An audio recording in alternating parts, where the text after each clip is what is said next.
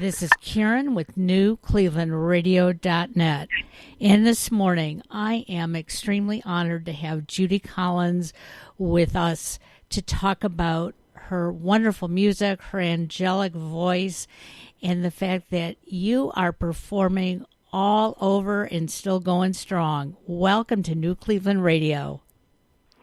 Thank you. Thank you. So, this morning I did a little bit of preparation and revisited some of your music. And I'm just curious, so much of it has this wonderful sound to it, but it also comes across very sad. Was there a reason behind some of that music?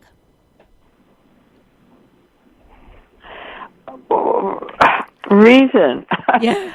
I'm very blessed, first of all, with a background of great music and great choices made by my father, who made his living singing Rodgers and Hart and Rodgers and Hammerstein for 30 years on the radio and supporting his 5 kids and his wife and entertaining the communities in Seattle, Hollywood, and Denver. So I learned at the feet of a remarkable musician. And from the time I was 5, I was playing the piano, singing songs, performing, playing with orchestras, and eventually becoming a folk singer because I found a couple of wonderful songs, they being the Gypsy Rover and Barbara Allen. So from then on, it was me and my muse who brought me songs, and the ones that I chose were the ones that I sang. So that's the only answer I can give you. Well, it's all up to what's going on in the heart and the head and what sticks when you hear it and when you write it, because I'm also a songwriter, thanks very much to Leonard Cohen. Well, and your music is timeless, because a lot of the folk songs that you sang back in the early days still have such great meaning today. Do you find that when you are performing that young people today really can relate to your music? Oh, yes, absolutely.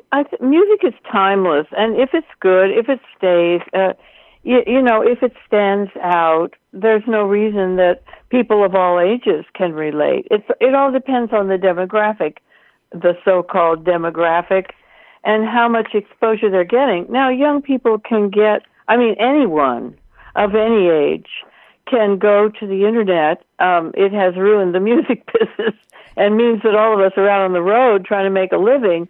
But on the other hand, it does provide access to any kind of music, anytime, anywhere, any century. Yes. So I think that kind of exposure and accessibility has helped people to understand that music is timeless. Absolutely. And one of the reasons we do this radio podcast is to reintroduce music to individuals that maybe either they've never heard before or, they've put on the back shelf because they're listening to something else.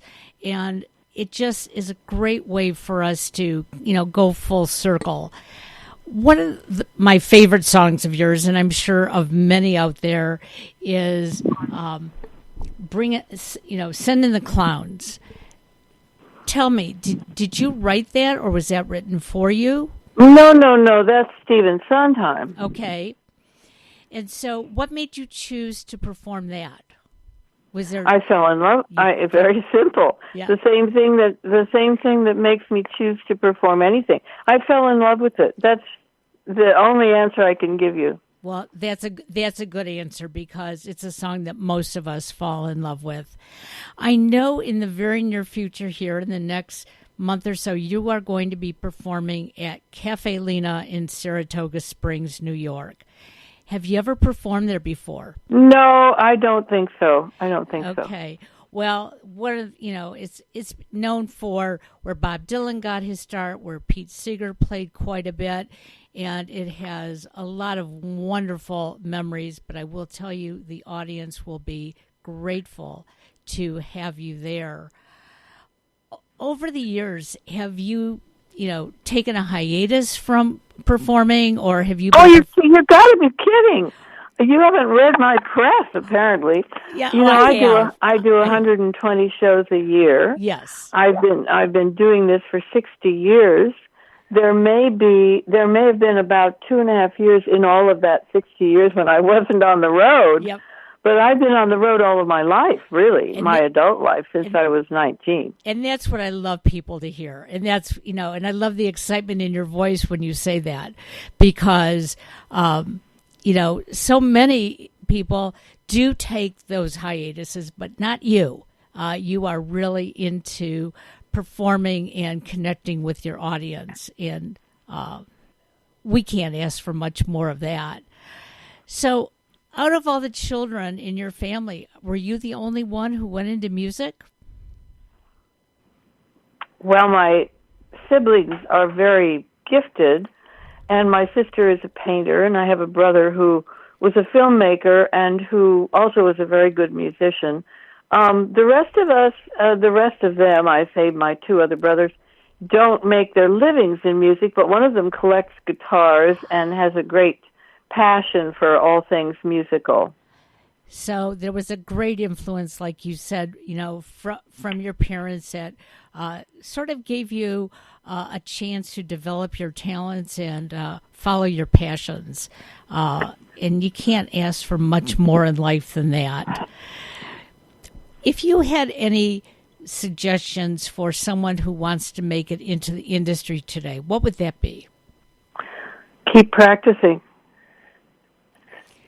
So you have to keep going forward. You can't stop. Right? You have to keep practicing. Okay. You have to keep your eyes on the basics. You keep learning. You keep practicing. You put in your 10,000 hours, and maybe you'll get somewhere. That's the only advice I can give you. Well, and that's very good advice, because so many people, want it just to happen overnight. And nothing really does happen overnight. You have to make it happen. Oh! Things can happen overnight, but that doesn't mean you don't stop. You don't stop practicing. No matter when it happens, you keep practicing. You keep spending the time by yourself in your studio with your guitar, with your paints, with your pen and your paper, with your notebooks, with reading Julia Cameron's book, The Artist's Way. Whatever it is that you do in private, whatever it is that you practice, that you meditate, that you keep writing your poems, that you keep doing your scales, that practice you keep up for the rest of your life. What a great message to most of us who tend to give up too quickly. And then we try to blame it on everyone else, but it's no one else's responsibility other than ours to practice and, go forward and reach for the stars. And I'm so glad that you've done this over the years. Is there one particular song that you perform that really makes your performance special for you? Whatever it is, I am a person who lives in the moment, and whatever it is that I'm doing. After all, I've recorded hundreds of songs. I've written 100 songs. I have a great variety to choose from, and although not every single one of them is a hit, quotes unquote, they're all songs that are hits with me. So whatever I'm doing, that's my favorite. That's a very good answer, because as I was going through many of your songs today, I was realizing I'm not sure I know what that one is. And then once I heard it, it was like, I do remember that. But I do have some favorites, and, that's okay. I will listen to anything that you perform, Miss Judy Collins. I'm so glad that you're going to be at Cafe Lena and many other places.